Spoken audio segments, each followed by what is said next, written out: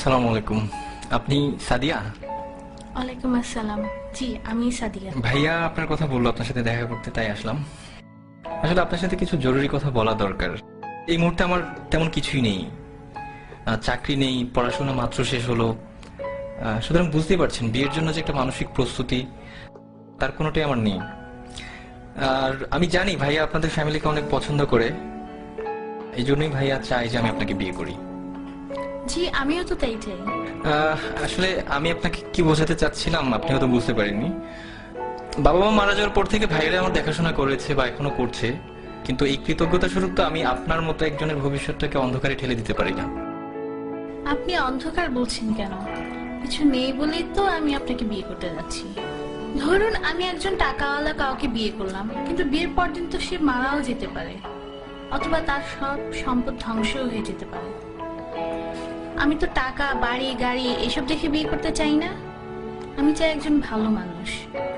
তাছাড়া আজকালকার ছেলেদের যে অবস্থা, তারা যেভাবে চলাফেরা করে, এদের মধ্যে তো ভালো ছেলে পাওয়াটা খুবই মুশকিল। আমি যতটুকু জেনেছি আপনি একজন বিশ্বাসী মানুষ এবং প্র্যাকটিসিং মুসলিম। কিন্তু একটা ব্যাপার কি দেখেন, জীবনে চলতে টাকাটা অনেক বেশি জরুরি। আত্মীয় স্বজন কিংবা বন্ধু বান্ধব যেখানেই যান না কেন, অর্থ ছাড়া আপনি কোনো দাম পাবেন না। আপনি কি মনে করেন যে এই ইটের জেলখানার ভিতরে সুখ আছে? সেখানে আছে মোহ, আছে লোভ, লালসা আর নষ্টামি। তারা সম্পদের পিছনে ছুটতে গিয়ে নিজেদেরকেই হারিয়ে ফেলে। স্বামী স্ত্রীর মাঝে কোনো ভালোবাসা নেই। বাবা সন্তানকে দেখতে পারে না, সন্তান বাবাকে দেখতে পারে না।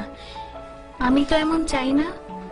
আমি চাই একটুকু জান্নাত, যার তুলনায় এই দুনিয়ার সমস্ত সম্পদ খুবই তুচ্ছ। আমাদের বিয়েটা ছিল খুব সাধারণ। মসজিদে গিয়ে বিয়ে করলাম, এরপর কিছু জিলেপি কিনে গরিবদের মাঝে বিলিয়ে সারাদিন দুজন মিলে ঘুরলাম।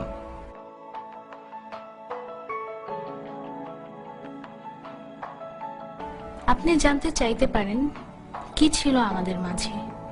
কিছুই না, একটি শক্তিশালী বিশ্বাস মাত্র।